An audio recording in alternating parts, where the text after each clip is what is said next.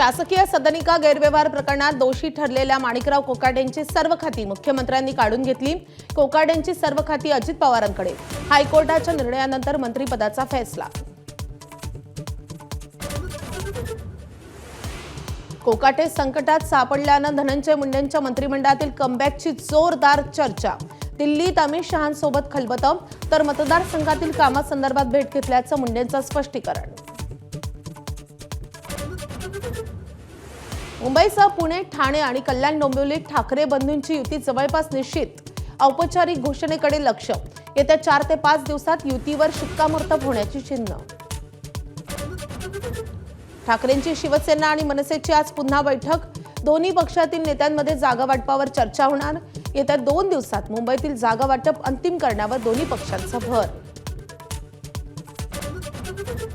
राज्यातील नगरपालिकांच्या प्रचाराच्या तोफा आज थंडावणार। पलटणमध्ये मुख्यमंत्री फडणवीसांची तर बारामतीत अजित पवारांची सभा। अंजनगाव सुरचीमध्ये एकनाथ शिंदेंची निघणार रॅली।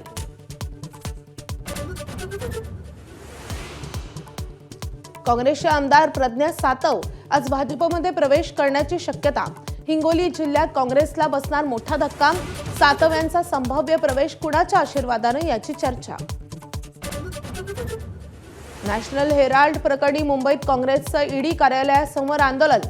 खासदार वर्षा गायकवाड यांच्यासह पदाधिकाऱ्यांना पोलिसांनी घेतलं ताब्यात।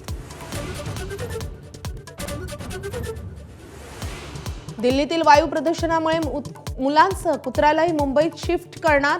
काँग्रेस खासदार रेणुका चौधरींच्या वक्तव्यामुळे नव्या वादाची चिन्ह। प्रदूषणाच्या बाबतीत दिल्ली जगात अव्वल।